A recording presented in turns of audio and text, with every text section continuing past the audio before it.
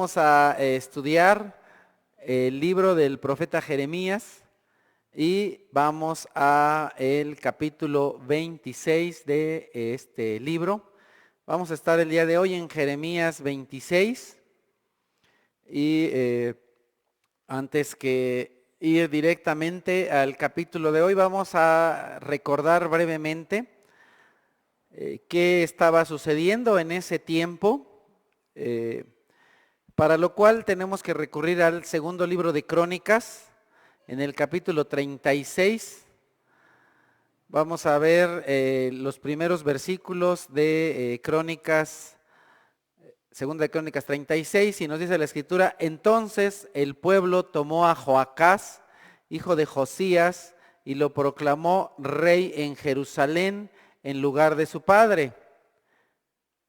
Joacás tenía 23 años cuando ascendió al trono y reinó en Jerusalén 3 meses.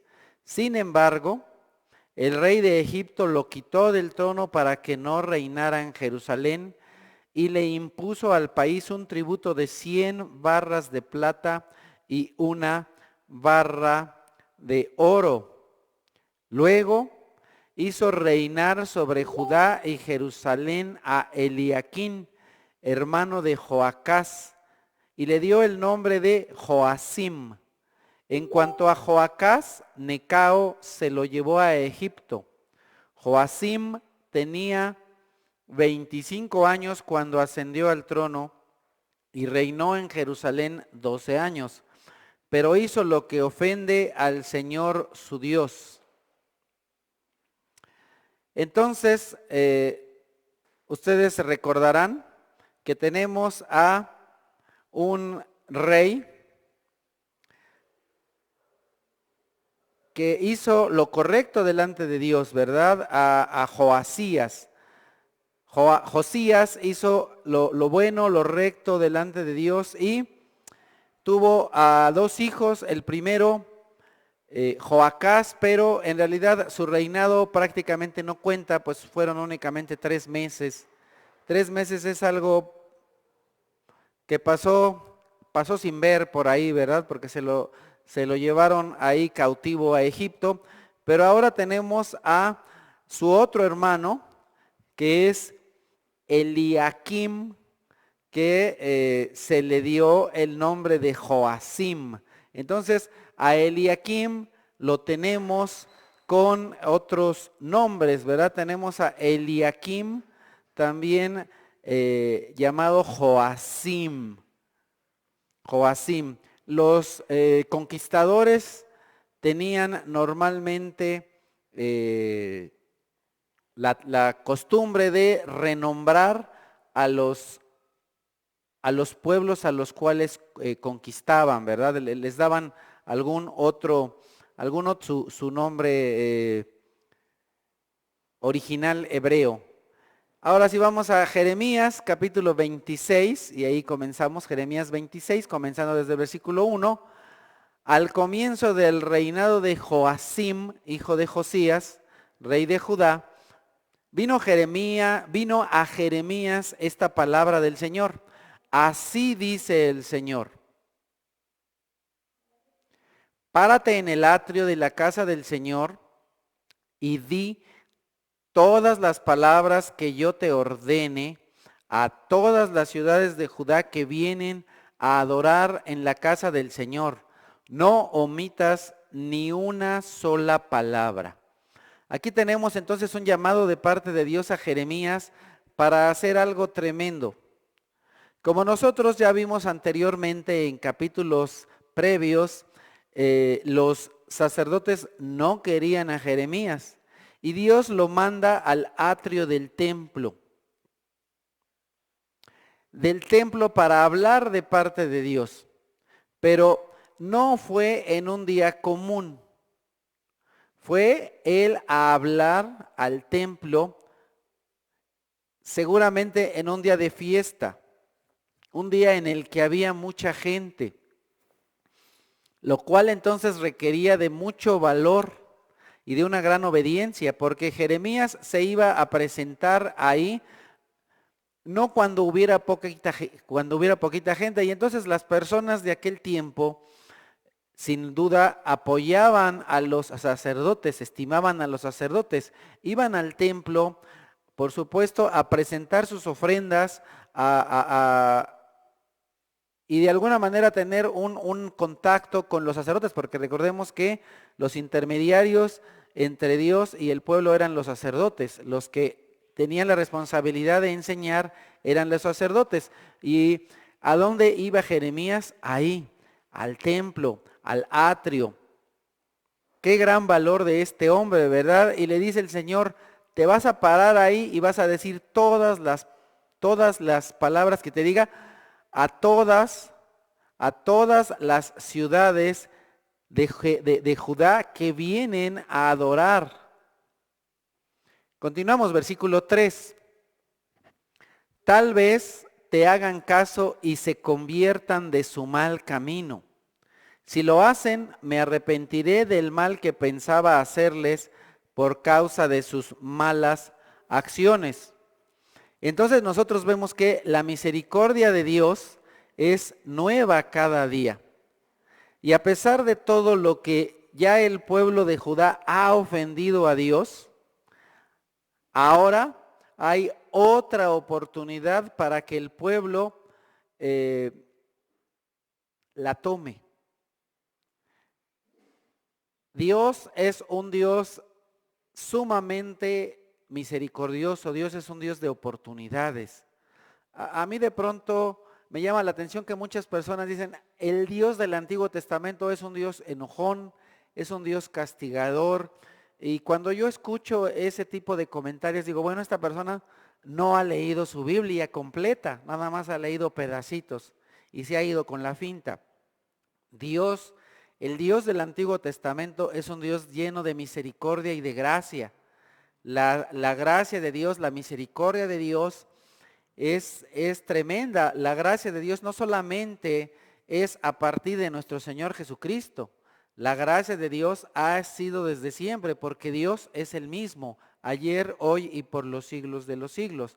Dios es un Dios lleno de gracia y lleno de misericordia. Y también nosotros vamos a ver aquí, a repasar un término que ya hemos comentado en alguna otra ocasión, el significado de la palabra arrepentimiento. ¿Qué significa arrepentimiento? Arrepentimiento significa cambiar de parecer, dejar de hacer algo malo que estabas haciendo. Pero también quiere decir tener dolor en el corazón. Cuando Dios dice que se arrepiente, no quiere decir que Dios tenga que cambiar su conducta porque su conducta fue mala. No quiere decir que Dios estaba haciendo algo incorrecto y ahora tiene que corregir. Cuando nosotros encontramos respecto de Dios que dice la Biblia que se arrepiente, quiere decir que a Dios le duele el corazón. Ese es el sentido. Entonces, si las personas cambian, entonces Dios actúa en consecuencia. Si una persona deja de hacer lo malo que estaba haciendo, entonces Dios actúa en consecuencia a la acción de una persona. Por eso es que aquí dice el Señor, si ellos dejan a un lado su mal camino, entonces yo tampoco tengo la necesidad de traer un mal que iba a traer sobre ellos. Podemos poner algunos ejemplos. Si un hijo, por ejemplo, yo tengo varios hijos, vamos a decir 10 hijos, y uno de ellos le encanta romper vidrios y le digo, hijo, si sigues rompiendo vidrios, te voy a pegar o te voy a quitar la tableta, no sé. Entonces, y el niño, si el niño o jovencito deja de romper vidrios, entonces yo ya no le quitaré la tableta o ya no le daré un sas. Pero si el niño continúa rompiendo vidrios, entonces, ¿qué es lo que tengo que hacer? Pues tengo que hacer la reprensión o castigo o disciplina que yo le dije que le iba a dar. Por eso es lo que dice el Señor, si ellos hacen caso, entonces no voy a hacer el mal que les pensaba hacer, el castigo, la disciplina que les iba yo a hacer. Entonces vemos cómo Dios es un Dios nuevamente de qué, de oportunidades. Continuamos aquí en Jeremías 26, desde el 4. Tú les advertirás que así dice el Señor, si no me obedecen ni se ciñen a la ley que yo les he entregado, y si no escuchan las palabras de mis siervos los profetas, a quienes una y otra vez he enviado, y ustedes han desobedecido, entonces haré con esta casa lo mismo que hice con Silo. Haré de esta ciudad una maldición para todas las naciones de la tierra. Esta advertencia ya la había, pero varios años antes Dios había dicho a través de a mi santuario en Silo, donde al principio hice habitar mi nombre. Y vean lo que hice con él por culpa de la maldad de mi pueblo Israel. Y ahora, puesto que ustedes han hecho todas estas cosas, afirma el Señor, y puesto que una y otra vez les he hablado y no me han querido escuchar, y puesto que los he llamado y no me han respondido, lo mismo que hice con Silo, haré con esta casa, que lleva mi nombre y en la que ustedes confían, y con el lugar que les di a ustedes y a sus antepasados. Los echaré de mi presencia, así como eché a todos sus hermanos y a toda la descendencia de Efraín. Entonces ya Dios había dicho esto mismo a través de Jeremías y lo vuelve a reiterar, lo repite. Dios espera que en esta ocasión sí le hagan caso y la actitud del pueblo de Judá cambie. Entonces nos podemos dar cuenta aquí que Dios es misericordioso, que Dios es amoroso, que no a la primera vez les da una advertencia de que viene una disciplina y se los zumba de inmediato. Les dice una vez y otra vez y otra vez a través de los profetas, en este caso a través de Jeremías. Ya se los había dicho y nuevamente les vuelve a decir. De esta manera, Dios no da ningún espacio, no da ningún lugar para que se piense de que Dios no es misericordioso, que Dios no nos da ningún tipo de advertencia. Entonces Judá no puede decir, es que no sabía, es que nadie me dijo, es que yo no supe que tenía que dejar de hacer esto o no supe que tenía que hacer aquello. No, no hay lugar para eso. De esa misma manera el día de hoy también Dios nos da oportunidades y las tenemos que aprovechar. Pero ¿qué suceda si tú y yo no aprovechamos esas oportunidades que Dios nos da? Entonces, no hay manera de culpar a Dios y yo veo de pronto a personas cuando les viene una calamidad que dicen, Dios, ¿por qué a mí? Dios, ¿por qué me pasa eso? Y somos muy desmemoriados y nos olvidamos de cosas que hemos cometido por días, por meses, por años y tal vez no apenas. Cosas terribles que hicimos hace un año, hace 2, hace 5 y vienen cobrando la factura sobre nuestra economía, sobre nuestra salud, sobre nuestra familia. Cosas que no hicimos correctamente y entonces viene la ruina sobre nosotros. Entonces no hay ninguna manera de culpar a Dios, sino más bien cada vez somos más culpables delante de Dios porque Dios nos dice, deja de hacer esto, deja de hacer esto, deja de hacer esto. Entonces, el no escuchar estas palabras amorosas de Dios de advertencia nos llevan a tener problemas. Regresemos a Jeremías 26. Los sacerdotes, los profetas y el pueblo entero oyeron estas palabras que el profeta Jeremías pronunció en la casa del Señor. Pero en cuanto Jeremías terminó de decirle al pueblo todo lo que el Señor le había ordenado, los sacerdotes y los profetas y todo el pueblo lo apresaron y le dijeron, vas a morir. Por esto que Jeremías dice, lo apresan. No, no es que lo meten a la cárcel, no, sino que queda él atrapado, no encarcelado, sino atrapado, detenido. Lo tienen ahí detenido. Ahí en el templo está detenido, no lo dejan ya moverse. Dicen, aquí te quedas y no te vas a mover y te vas a morir, por lo que él ha dicho, ya que ellos lo toman como una ofensa. Ellos dicen que Jeremías está ofendiendo al templo, los está ofendiendo a ellos. Es interesante cómo nuestra manera de juzgar tiende a ser muy sesgada, muy hacia algún lado. Nosotros tenemos la tendencia de ver lo que los otros hacen como muy grave, pero lo que nosotros hacemos lo tendemos a minimizar, lo vemos como chiquito, como que no pasa nada, no hay problema, no es grave, ¿no? Así, por ejemplo, vemos que una persona toma alcohol, uy, no, hombre, el alcohólico, pero tú fumas y lo ves como que el fumar no es problema. O al revés, ¿no? Dices, oye, mira, ese cuate fuma que parece chacuaco, ¿no? Pero tú a lo mejor te excedes en tu azúcar. Y entonces, pero hay otro que dice, mira ese cuate, está mal está y le sigue echando tanta azúcar a su café o desayuna, come y cena Coca-Cola, ¿no? Y lo estás criticando, pero tú ya fuiste y tiraste a la basura con el vecino. En fin, podríamos dar así infinidad de ejemplos de cómo como seres humanos tenemos la tendencia a ver como muy malo lo que los demás ven y lo que nosotros hacemos lo minimizamos, hacemos como que no hay problema, no pasa nada, pero si todos somos humanos, todos cometemos errores. Todos cometemos errores así, pero cuando son los errores de otro, ya lo queremos casi casi crucificar, ¿verdad? Porque qué malo, qué terrible, ¿cómo se te ocurre hacer eso? ¿Pero por qué? Mm.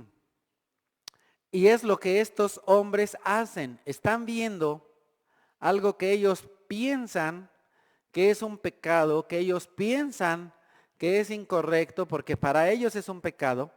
Es interesante, ¿no? Cómo funciona la mente del hombre. Cuando le llamas la atención a una persona, uy, tú eres pecador, tú eres el malo. Qué terrible. Qué terrible que no asumamos nuestra responsabilidad, sobre todo cuando somos líderes. Una de las cosas peores que puede suceder en un líder es que le llamen la atención. Bueno, más adelante hablaré de eso.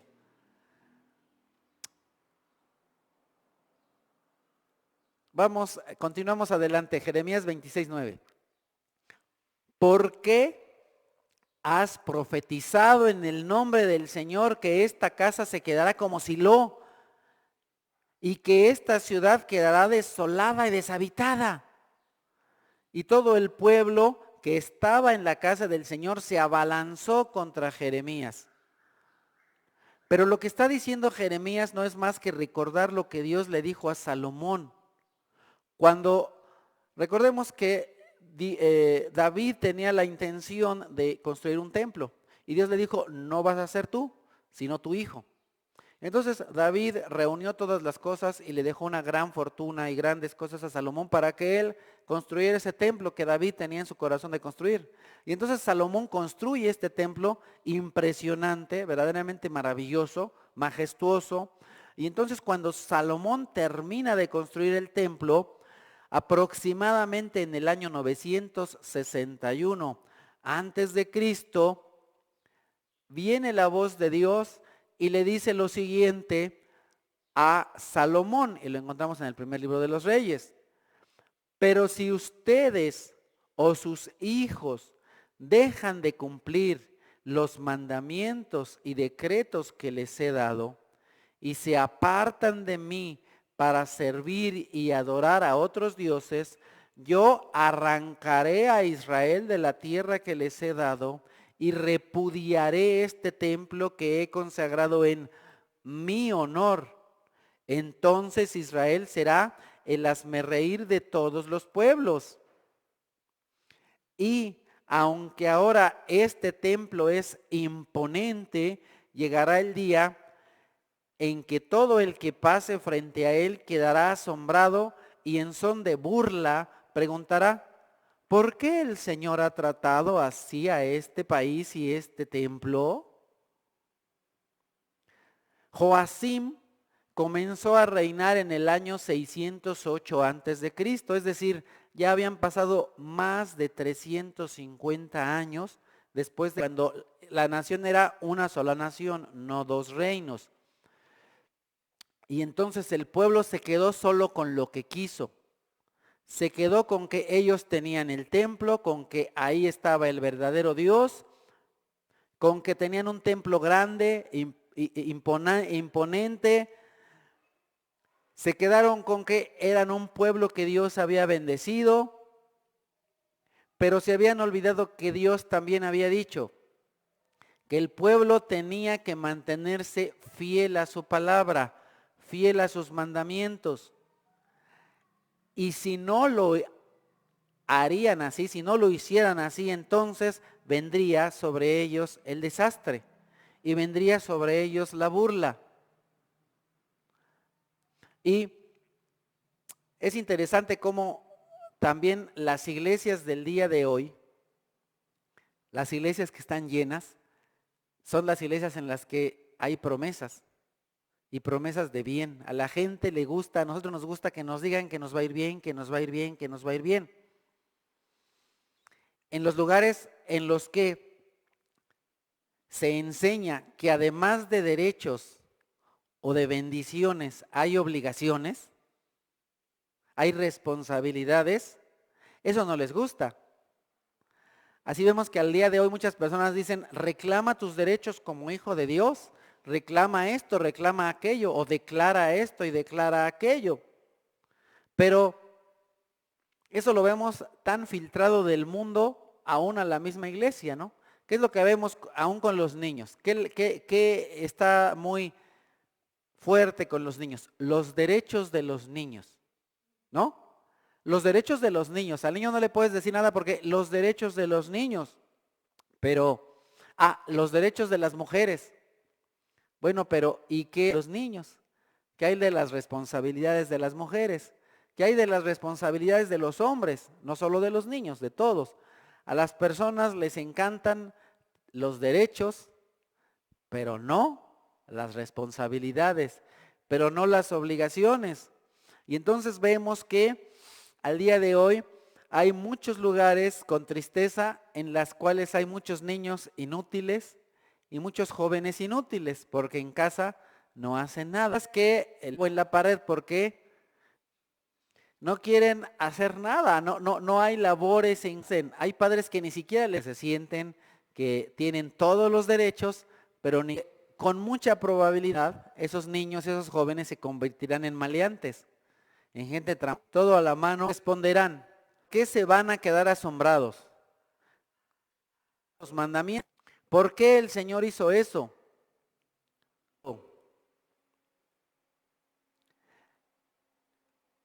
Y ustedes le responderán, porque abandonaron al Señor su Dios, que sacó de Egipto a sus antepasados, los israelitas, y se echaron en los brazos de dioses a los cuales adoraron y sirvieron. Por eso el Señor ha dejado. ¿Cuándo dijo Dios esto? Desde el momento que ellos construyeron el templo. Y entonces Jeremías les desastre, todavía no. Y entonces el rey a la casa del Señor y se apostaron. ¿Y por qué quieren estos sacerdotes condenar a Jeremías por algo que Dios dijo hace 350 años? Algo que Jeremías, después de que Salomón, Israel, y sin lugar a dudas había cesaba la gloria de Dios, sino la suya propia. Porque a estos sacerdotes no les gusta que les digan que hacen algo mal. Y entonces, ¿qué es lo que hacen? Cuando les dicen que están haciendo algo mal, acusan a otros. Hace un ratito me quedé en pausa, ¿no? Con este comentario. Es terrible que a un líder de una iglesia hoy se le diga, estás haciendo algo mal o hermano está haciendo algo mal, y en vez de decir, perdón, lo siento, es verdad, estoy haciendo algo mal, ¿qué es lo que hace? inmediatamente pone el dedo sobre otros o sobre el mismo que lo acusa. Y dice, pero tú hiciste esto, pero tú hiciste aquello. Qué cosa tan terrible. Me ha tocado ver y experimentar este tipo de situaciones. Que de pronto a algún líder no se le puede decir nada porque, el Señor es intocable, porque es don pastor. Qué terrible. Qué terrible que no tengamos la humildad para reconocer que hicimos mal y decir, perdón, lo siento, discúlpenme. Es terrible. Sino que vienen, pum, y te la regresan. No, pero él hizo esto, pero es que él tal cosa. ¿Qué pasa? ¿Qué sucede? Una gran falta de madurez de los líderes cuando se les dice algo y te vienen con otra cosa. Es algo que nosotros podemos ver y encontramos en el libro de los Hechos. ¿Qué es lo que pasa cuando Pedro está haciendo algo incorrecto? Viene Pablo, que es menor en edad, menor en posición, por decirlo de alguna manera, que Pedro, y le dice, Pedro, eso que estás haciendo está incorrecto, es de condenar. ¿Y qué es lo que hace Pedro? Se le va encima a Pablo y le dice, Pablo, pero tú esto y esto. No, tranquilo, se queda tranquilo. La Biblia no nos dice que él se pone brusco y se le va encima a Pablo. Seguramente se queda pensando, es cierto, me equivoqué, la regué. Y la situación no pasa de ahí. Pero lo que sucedía con esos sacerdotes y lo que sigue pasando con personas el día de hoy, que no se les puede llamar la atención. Que no se les puede decir que algo están haciendo incorrecto. ¿Por qué? Porque les gusta tener la gloria.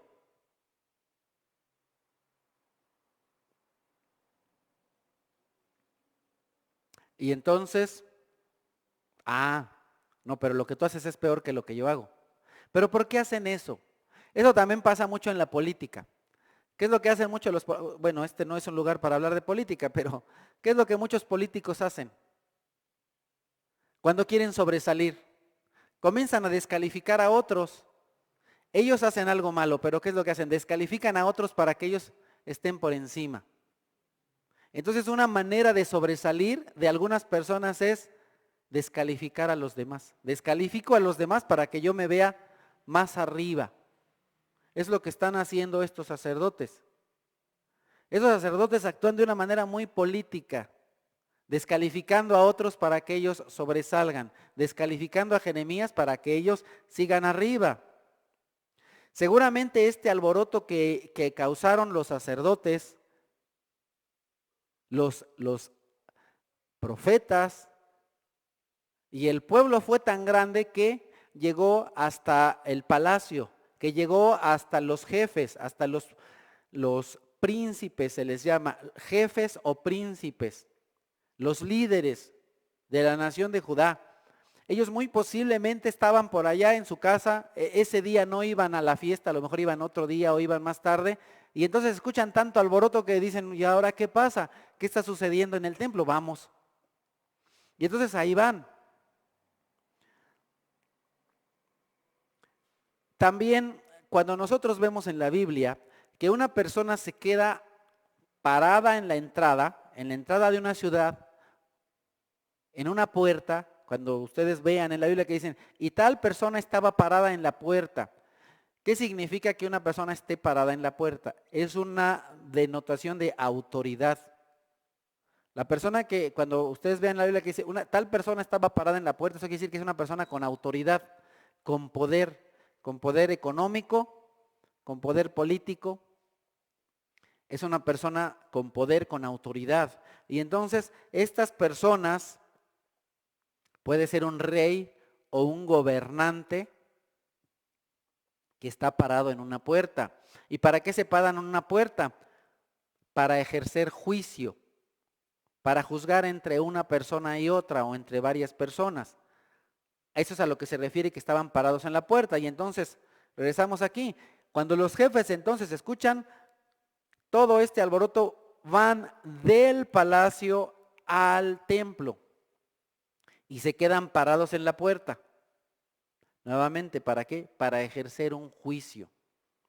Y entonces allí, vamos a versículo 11, los sacerdotes y los profetas dijeron a los jefes y a todo el pueblo: este hombre debe ser condenado a muerte, porque ha profetizado contra esta ciudad tal como ustedes lo han escuchado con sus propios oídos. Lo quieren condenar a muerte. ¿Les parece tan terrible lo que Jeremías dijo como para condenarlo a muerte? Y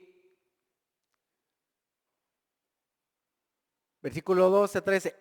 Pero Jeremías les dijo a todos los jefes y a todo el pueblo: el Señor me envió para profetizar contra esta casa y contra esta ciudad todas las cosas que ustedes han escuchado.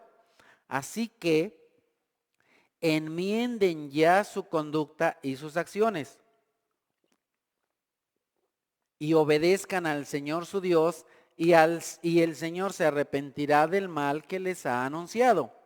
Ahora, cuando ya llegan los jefes o príncipes de Judá, los que tienen la autoridad civil para ejercerla en su contra, porque eso es algo que los sacerdotes no podían hacer ni los profetas, pero ya cuando llegan la autoridad, los que sí lo pueden matar, los que sí lo pueden meter a la cárcel, ¿qué es lo que hace Jeremías? Repite la advertencia de Dios de que el pueblo debe correr contra esta ciudad.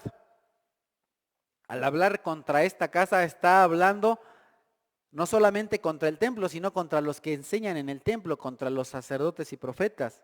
Y cuando está diciendo en contra de esta ciudad, ¿está en contra de quién? De los príncipes, de la autoridad y de todo el pueblo. Y aquí nuevamente viene repitiendo Jeremías la advertencia de que el pueblo debe corregir su camino. Y dice, versículo 14 en adelante: en cuanto a mí, estoy en las manos de ustedes, hagan conmigo lo que mejor les parezca.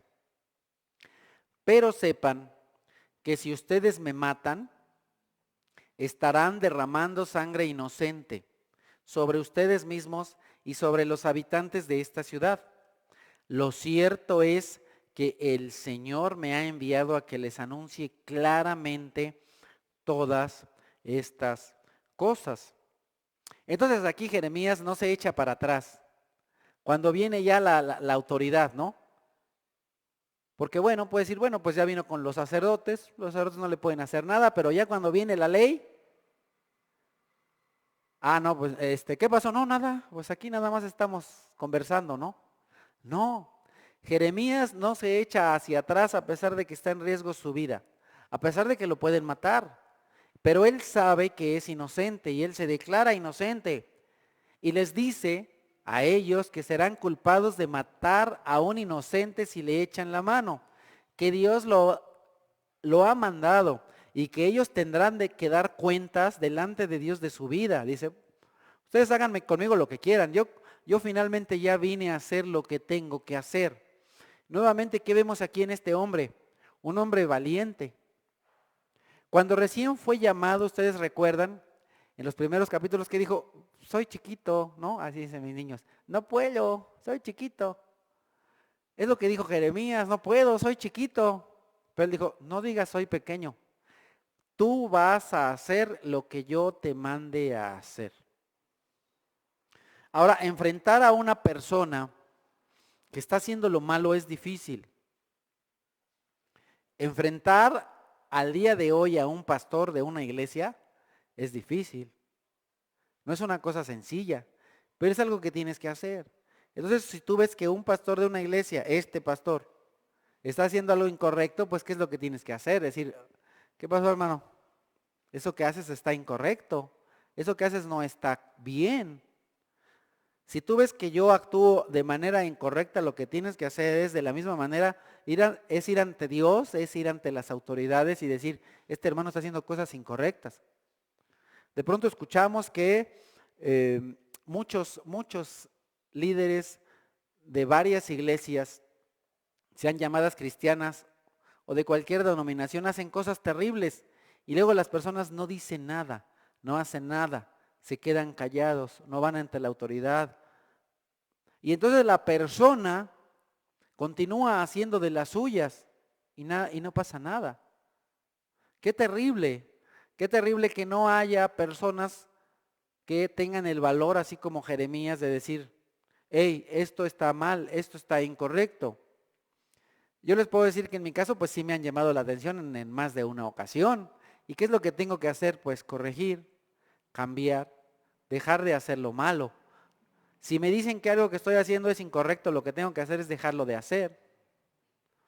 Y entonces, no estoy aquí porque sea perfecto, sino porque estoy llamado a corregir mi vida, al igual que cada uno de ustedes, porque estoy llamado a ser un ejemplo de una persona que busca cambiar su vida cada día, corregir cada día, avanzar y ser cada vez más como el Señor Jesucristo. Y ya llegué, todavía no. Todavía mucho me falta por hacer, todavía mucho de la carrera me falta por delante, pero prosigo y debo proseguir. Y cada uno de nosotros tenemos que seguir así. ¿Somos perfectos? No. ¿Pero somos llamados a ser perfectos? Sí. ¿Y lo vamos a lograr? Sí. ¿Por qué? Porque Dios lo dijo. Porque Dios lo dijo y yo le creo.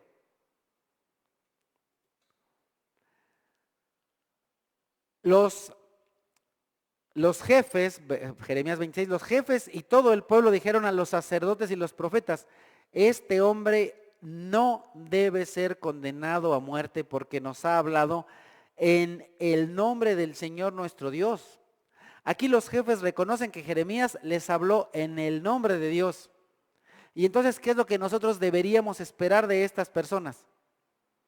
Que cambien su conducta, que se arrepientan, así como Dios lo ha dicho a través de su siervo. Pero esto, al igual que el día de hoy, sucede. Lo que estamos viendo aquí con esas personas es que dicen, oye, sí, es cierto, es verdad. Y entonces de pronto una persona va a una iglesia en una predicación y dice, no hombre, eso que dijo el hermano es verdad, es cierto, sí.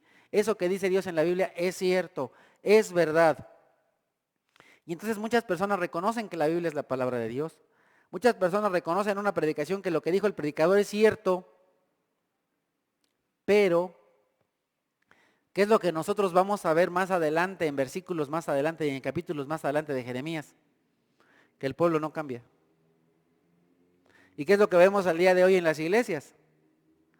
Que vienes, te sientas aquí, escuchas una predicación un domingo, otro domingo y dices, no hombre, sí, híjole, no hombre, ¿y qué tal? Y de pronto salen, ¿qué tal estuvieron las pedradas hoy? No hombre, esa sí fue para mí, hermano, esa pedrada sí fue para mí. Y salen ahí siempre diciendo, esa pedrada fue para mí. ¿Y uno qué esperaría? Ya le cayó el 20, ya le cayó la pedrada, ahora sí va a cambiar. Pasa una semana, un mes, 2 años, 5 años y la persona igual. Sin cambio, no muestra que verdaderamente la palabra de Dios hizo efecto en ellos. Entonces, muchas veces las personas que van a las iglesias son emocionales. Entonces, se salen dando de golpes en el pecho el domingo. Pero de pronto, viernes social y sábado, ya no te digo qué dicen en el mundo, ¿verdad? Que lo escuché más de una vez. Pero es lo que pasa. Una no es ninguna y 2 la mitad de una y 3 no es ninguna y volvemos a empezar y síguele y pásame la otra, ¿no? Y de pronto, llega el domingo y, Señor, soy pecador. Sí, eso que dijo el hermano, eso es cierto, no, hombre, qué fuerte, carnal. Ajá, y luego, ¿qué pasa? Entonces no basta con reconocer que Dios es quien dice ser. No basta con reconocer que la Biblia es la palabra de Dios. No basta con reconocer que lo que escuchaste el día de hoy en la predicación es correcto. Hay que cambiar, hay que empezar a cambiar. ¿Cuándo? Hoy. No lo dejes para mañana, porque dicen, no, mañana, la próxima semana. Ahora sí para el año nuevo, ahora sí, no hombre. Año nuevo, vida nueva. Ahora sí, ahora sí voy a hacer ejercicio, ahora sí voy a comer bien, ahora sí no voy a meterle tanta emoción a las tortillas, ahora sí voy a dejar el pan, ahora sí en vez de tomarme 3 cocas me voy a tomar media.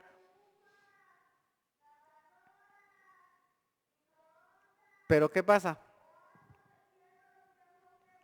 Se compran estufas, colchones, a ver, espérame, colchones, tambores, refrigeradores, estufas o algo de fierro viejo que vendan, ¿verdad? Nos volvemos inútiles. Y el propósito para el cual Dios nos creó no lo cumplimos. Las cosas a las cuales Dios nos llama a hacer, no las hacemos. Qué terrible. Tenemos entonces que comenzar hoy mismo. Siguiente versículo. Entonces, algunos de los ancianos del país se levantaban y le recordaron a toda la asamblea del pueblo. Ahora, no dice que todos, sino que algunos le recordaron a toda la asamblea del pueblo que durante el reinado de Ezequías, Miqueas de Moreset había profetizado a todo el pueblo de Judá. Así dice el Señor Todopoderoso: Sión será arada como un campo, Jerusalén quedará en ruinas y la montaña del templo se volverá un bosque. Ezequías reinó aproximadamente entre el año 729 y el 686 a.C. Fue contemporáneo de Isaías y Ezequías fue un hombre cercano a Dios que hizo grandes cambios en Israel para que el pueblo regresara a Dios. Hizo, digamos así, una gran reforma. Celebró la Pascua e inclusive intercedió por el pueblo en oración, como nosotros lo podemos ver en el segundo libro de Crónicas, en el capítulo 29 y hasta el capítulo 32. Y en ese tiempo en el que Miqueas estaba haciendo todas estas reformas, todos estos cambios, en su tiempo vino un hombre llamado Miqueas y dijo estas palabras, y lo encontramos en Miqueas 3. Sus gobernantes juzgan por soborno, sus sacerdotes instruyen por paga y sus profetas predicen por dinero. Para colmo, se apoyan en el Señor diciendo: ¿no está el Señor entre nosotros? No vendrá sobre nosotros ningún mal. Por lo tanto, por culpa de ustedes, Sión será como un campo arado, Jerusalén quedará en ruinas y el monte del templo se volverá un matorral. Eso fue lo que dijo Miqueas en tiempos de Ezequías. Eso es lo que está recordando aquí estos hombres. Estamos en Jeremías 26. ¿Acaso Ezequías, rey de Judá, y todo el pueblo mataron a Miqueas? ¿No es verdad que Ezequías temió al Señor y le pidió su ayuda y que el Señor se arrepintió del mal que les había anunciado? Sin embargo, nosotros estamos por provocar nuestro mal. Vamos a recordar qué es lo que hizo Ezequías después de que Miqueas vino a hablar estas palabras. Lo encontramos en el segundo libro de Reyes, en el capítulo 19. A partir del versículo 14, Ezequías tomó la carta. ¿Por qué? Porque resulta que venían los enemigos en contra de Israel y ofendieron a Dios, ofendieron al pueblo de Israel y le dijeron: no, hombre, no le creas a ese Ezequías, ¿verdad? Y si ustedes recuerdan, vino un hombre llamado Sennacherib y mandó una carta.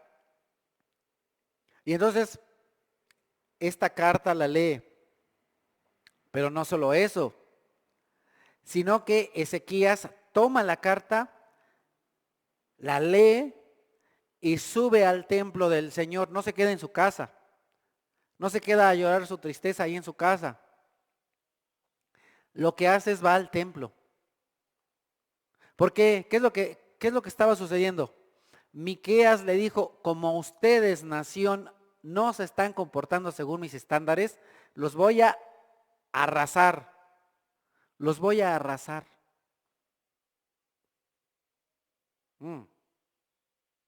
Se los dice a través de Miqueas y también a través de Isaías. Los voy a arrasar. ¿Y qué es lo que hace Ezequías? Se va al templo. Despliega ahí en el templo la carta y ahí en el templo, dice la escritura, y en su presencia, en presencia del Señor, es decir, en el templo, ora así. Señor, en Segunda de Reyes, Señor, Dios de Israel, entronizado sobre los querubines, solo tú eres el Dios de todos los reinos de la tierra. Tú has hecho los cielos y la tierra. Presta atención, Señor, y escucha. Abra tus ojos, Señor, y mira. Escucha las palabras que Sennacherib ha mandado a decir para insultar al Dios viviente. Es verdad, Señor, que los reyes asirios han asolado todas estas naciones y sus tierras. Han arrojado al fuego a sus dioses y los han destruido por solo madera y piedra y obra de manos humanas. Ahora pues, Señor y Dios nuestro, por favor, sálvanos de su mano, para que todos los reinos de la tierra sepan que solo tú, Señor, eres Dios. Una gran oración, ¿verdad? Una gran oración en la cual Ezequías reconoce que solamente hay un Dios, que todos los demás no son más que ídolos. ¿A qué oran las personas en aquel tiempo y a qué siguen orando muchas personas hoy en su casa? A figuritas que si las agarramos con un marro las rompemos, a figuritas que si les prendemos un cerillo se queman. ¿Y por qué se queman? Porque no tienen ningún poder. ¿Por qué si les lanzamos un marro en... Porque no se pueden defender? Esto también me recuerda en el libro de los jueces. ¿Se recuerdan? Y entonces todo el pueblo viene y quieren matar a este hombre. ¿Y qué es lo que dice el papá? Pues esta estatuita que destruyeron, si es Dios, que se defienda, que se levante y que se defienda en contra de mi hijo. ¿La estatua se levantó? No. ¿Por qué? Pues porque era una estatua, sin poder, sin fuerzas. Y es lo que aquí dice este rey de Israel. ¿Por qué los asirios destruyen figuras de mano humana? Dice, pues le pongo un cerillo y no le pasa nada, porque es de oro. Bueno, le meto más fuego y vas a ver si no se derrite. ¿Qué pasó? De un martillazo no lo rompo, pero le meto fuego rudo y lo destruyo. Porque no es Dios. No lo puedes destruir. Nada ni nadie es más grande y más poderoso que el único Dios verdadero. Que su trono está ahí en medio de los querubines. El que hizo el cielo, la tierra, todo lo visible y todo lo invisible. ¿Cuántas personas no dicen, oh sí creo en el Señor Dios, creador del cielo y de la tierra, de todo lo visible y lo invisible, pero después van y se arrodillan ante algunas estatuitas? Bueno, ¿y entonces qué pasó? Pues no que crees en un solo Dios, no que crees en el Señor creador, entonces ese credo que tanto repiten cada 8 días en algunos lugares cuyo nombre no voy a mencionar, pues entonces dicen que creen en una cosa, pero con sus actos lo mienten, lo desmienten. Pero este rey dice, Señor y Dios nuestro, por favor, sálvanos para que todos los reinos sepan que ¿qué? Que tú eres Dios. Entonces aquí Ezequías no solamente dice, pues para que vean que yo soy un rey. No, dice, para que vean que tú eres Dios. Porque el que han ofendido es a ti. Por supuesto, ahí de pasada me pasan a mí a llevar una arrastrada, pero te han ofendido. Y entonces, ¿cuál es la respuesta de Dios ante esta oración de este rey? Lo encontramos en el mismo capítulo 19, pero en el versículo 35 y 36. En esa misma noche el ángel del Señor salió y mató a 185,000 hombres del campamento asirio. A la mañana siguiente, cuando los demás se levantaron, allí estaban tendidos todos los cadáveres. Así que Sennacherib, rey de Asiria, levantó el campamento y se retiró y volvió a Nínive, y ahí se quedó y ya no se movió de ahí. Ahora, ¿qué es lo que hacen los acusadores de Jeremías? Ponen el ejemplo, bueno, no los acusadores, ¿qué es lo que hacen aquellos que están de parte de Jeremías? ¿Se recuerdan? Dice que algunos pocos ancianos le dicen, oigan, hey, ¿qué les pasa? Lo mismo pasó hace algunos años. Hace alrededor de 30 y tantos años vino un hombre, más, hace alrededor de 90 años, vino Miqueas y le habló así a Ezequías, y Ezequías no lo mató. Vino Miqueas y Ezequías no lo mató. ¿Ustedes por qué quieren matar a Jeremías? ¿Qué pasa? ¿Qué pasa? Pero los acusadores de Jeremías también traen otra historia. Y entonces ponen el ejemplo de un contemporáneo a ellos y un contemporáneo de Jeremías. Y van a ver cómo el rey actual, el rey Joacim, actuó contra ese profeta. Y entonces dicen los acusadores.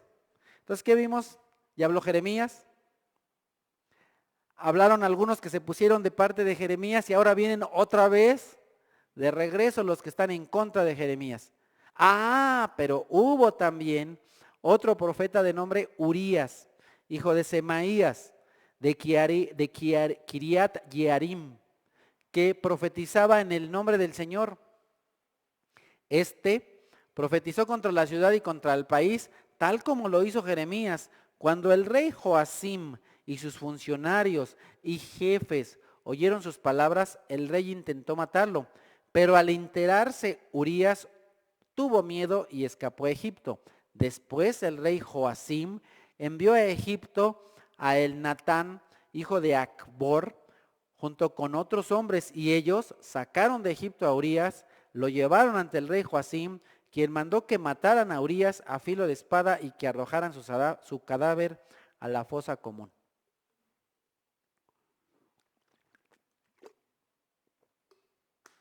¿Y por qué estos hombres están diciendo esto? Porque estos hombres dicen, espérate, ya no estamos en el reinado de Ezequías, el que reina ahorita es Joacim. Y a Joacim no le gusta que le vengan a decir cositas, así es de que hay que meterle mano a Jeremías. Entonces, ¿qué es lo que esperaban estos acusadores que se haga con Jeremías? Lo mismo que se hizo con Urías. Ya Joacim se echó a uno, pues también a este. Ups. Qué tremendo, ¿verdad? Cuando tú vienes y hablas la verdad de Dios, la palabra de Dios, va a haber personas que estén a tu favor, pero también va a haber personas que estén en tu contra. Y si tú sacas algún argumento para defender a esa persona, los acusadores o los enemigos van a sacar otro u otros argumentos para seguir poniendo más acusación. Versículo 24, sin embargo, Ahicam, hijo de Safán, protegió a Jeremías y no permitió que cayera en manos del pueblo ni que lo mataran. ¿Y quién es este hombre Ahicam, hijo de Safán? Él era un líder, él era un principal. Este hombre era contemporáneo de Josías. ¿Quién es Josías? El padre de Joacim. Inclusive, este hombre Ahicam sirvió al rey Josías. Entonces, era una persona con peso delante del reino, con peso delante del gobierno, porque sirvió ¿a quién? Al padre del actual rey. Entonces, cuando viene alguien ya de ese nivel para proteger a Jeremías, pues ya los demás así como que le bajan de velocidad, porque dentro de los principales viene alguien que es seguramente de mayor edad, y recordemos que en aquel tiempo se tenía mucho respeto por las personas mayores, por las personas cercanas a los reyes, y en este caso Ahicam es una persona muy cercana a Josías, padre de Joacim, y por eso es que Dios de una manera especial mandó a alguien para que protegiera a Jeremías de que lo mataran. Bueno, qué cosas tan tremendas, ¿verdad? ¿Y qué aprendimos entonces el día de hoy? Primeramente, que Dios te puede enviar a que des un mensaje que puede ser a personas que tengan autoridad, que tengan poder, puede ser en el ambiente secular, es decir, en el ambiente fuera de la iglesia o en la misma iglesia. Y que requieres valor. Para enfrentar a una persona con autoridad se requiere valor. También es importante que no omitas ninguna palabra, pero sobre todo palabra de Dios, no la tuya, sino lo que dice la Biblia.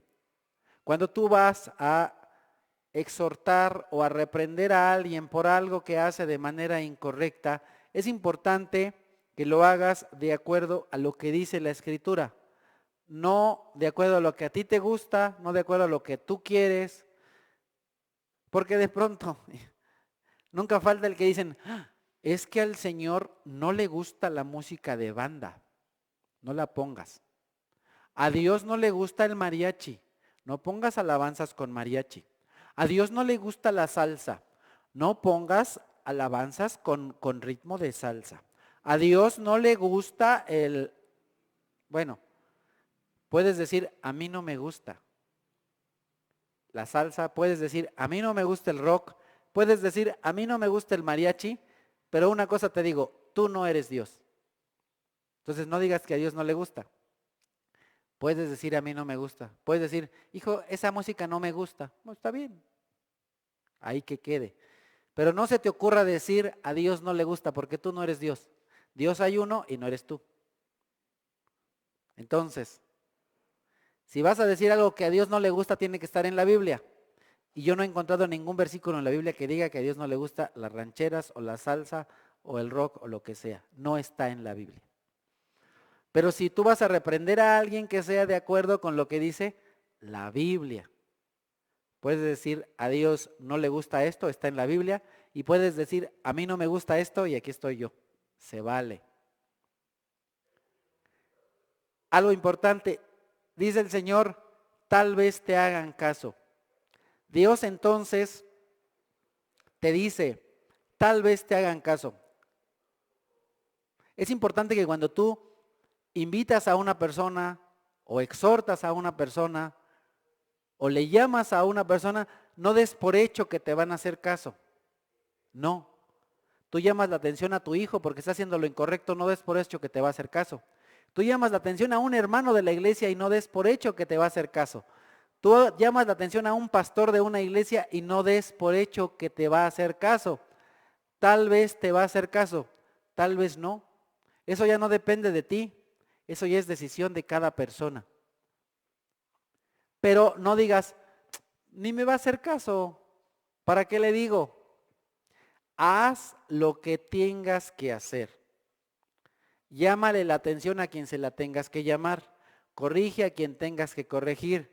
Si la persona corrige o no corrige, ese no es tu problema. Ese ya es problema de la persona con Dios. Deja de ser tu problema. Ya es problema de la persona con Dios. Tú simplemente ve y haz lo que Dios te manda a hacer. Aprendimos que Dios actúa de acuerdo a cómo nosotros actuamos, pero sobre todo de acuerdo a su persona, a su ser. Dios nunca se va a negar, Dios no se va a contradecir. Dios es bueno y si tú cambias tu manera de actuar con Dios, si tú cambias tu manera de actuar en tu trabajo y tú sea una relación enfrente que se está jugando la vida en la iglesia, dicen. También aprendemos que cuando una persona Dios.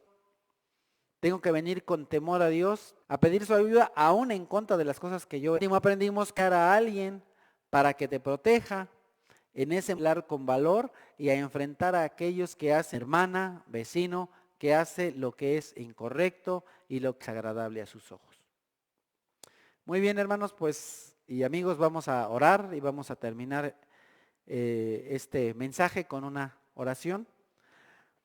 Amadísimo Señor, te damos gracias por la vida de Jeremías. Te agradecemos las cosas que nos has enseñado a través de su vida, a través del tiempo en el que te sirvió en esta tierra. Te damos gracias porque vemos en esta porción de la Escritura que tú eres un Dios misericordioso, un Dios lleno de amor, un Dios lleno de gracia y de oportunidades, que tú nos das oportunidades de corregir nuestra vida una y otra vez. Gracias, Señor, por lo bueno que eres con nosotros, por lo misericordioso que eres con nosotros, porque no nos das según lo que merecemos, sino según tu misericordia, tu amor y tu gracia que son grandes. Por eso te bendecimos y te alabamos y te suplicamos que Dios nos ayudes a cambiar todo aquello que tenemos que cambiar, que nos hagas conscientes de que hay muchas cosas que y que les lleva también a tener una vida